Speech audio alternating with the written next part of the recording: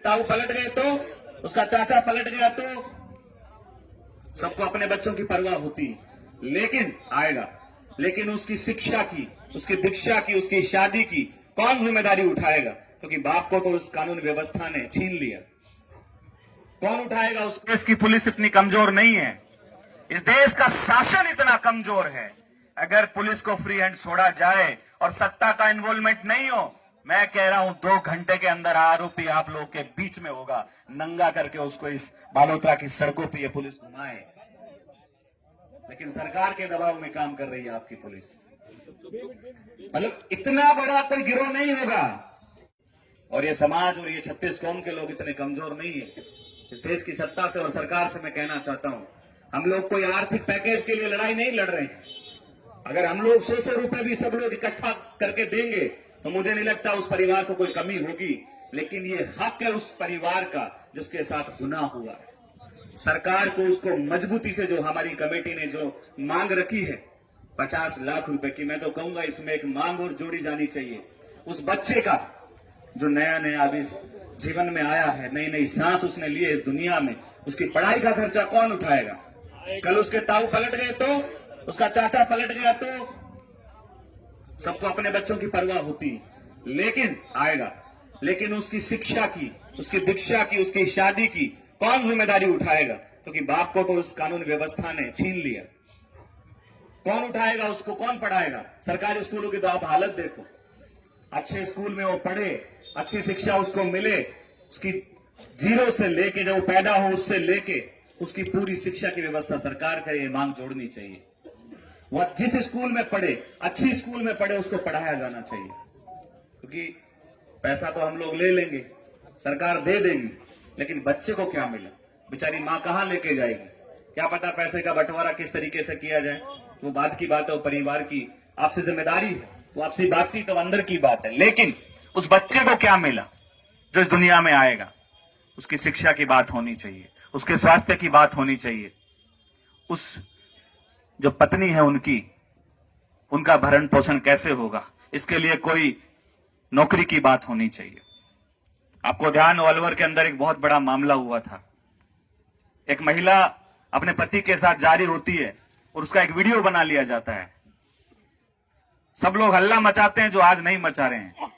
राहुल गांधी अलवर आते हैं, उसको नौकरी देके जाते हैं। आदरणीय हेमाराम जी और हरीश जी बैठे हैं इनकी मौजूदगी में। तो हमें इस सरकार से वैसे तो कोई उम्मीद नहीं है, लेकिन हम लोग भी क्रांतिकारी लोग हैं, आसानी से पीछा छोड़ने वाले लोग नहीं हैं। आप सब लोग हिम्मत बनाए रखिए, मजबूती से एकजुट होके कमेटी के नेतृत्व में जो है आप लड़ाई लड़ो, हम लोग जीतेंगे और आपको चिंता करने की जरूरत नहीं है। यहाँ आप लोग लड़ाई लड़ो, जयपुर में हम लोग मजबूती से लड़ाई लड़ेंगे। जरूरत पड़ी तो हम लोग विधानसभा का घेराव भी करेंगे। तो छोटी मोटी बात नहीं है। हम सब लोग मजबूत हैं, एकजुट हैं, अपनी लड़ाई को लड़ना जानते हैं, संघर्ष करना जानते हैं। अगर यहां से पार नहीं पड़ी तो आप यहां नेतृत्व करिएगा। आपका भाई भी इतना कमजोर नहीं है।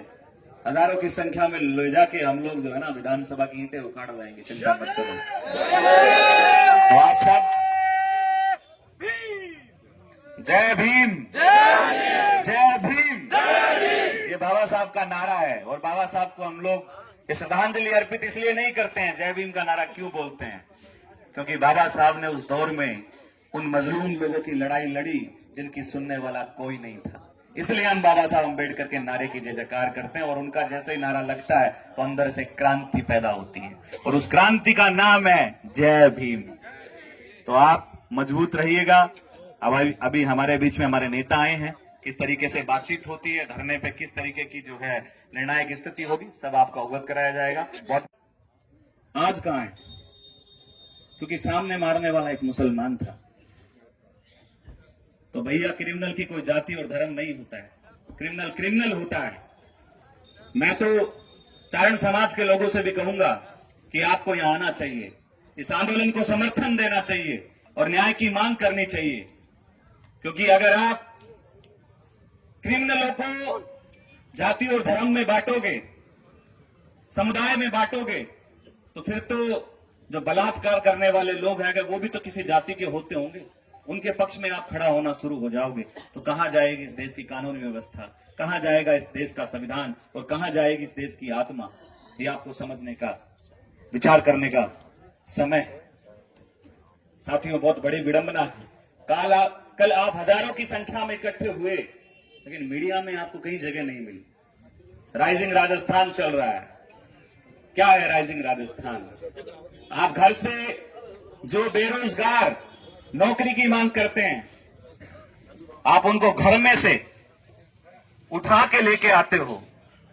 किसान आंदोलन करते हैं, आप उनको घर से उठा के लेके आते हो। लेकिन आपसे एक हिस्ट्री सीटर नहीं पकड़ा गया। पुलिस वाले लोग यहां बैठे हैं। कितनी बड़ी नाकामी है कि आपको पता था वो हिस्ट्री सीटर है और इस तरीके की घटना को अंजाम दे सकता है, लेकिन खुलेआम हफ्ता वसूली करता घूम रहा है। आपने उस पर कोई शिकंजा नहीं कसा, क्योंकि आप इंतजार कर रहे थे कोई घटना हो और उस घटना के बाद हम जागृत हो और उसको गिरफ्तार करें। मंत्री जी का कुत्ता आप ढूंढ लाते हो, आपसे क्रिमिनल नहीं पकड़ा गया। कितनी बेशर्मी की बात है। आप सोचना और विचार करना। हमारे देश की पुलिस इतनी कमजोर है, हमारे देश की पुलिस इतनी कमजोर नहीं है।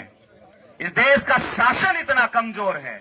अगर पुलिस को फ्री हैंड छोड़ा जाए और सत्ता का इन्वॉल्वमेंट नहीं हो, मैं कह रहा हूं 2 घंटे के अंदर आरोपी आप लोगों के बीच में होगा। नंगा करके उसको इस बालोतरा की सड़कों पे ये पुलिस घुमाए।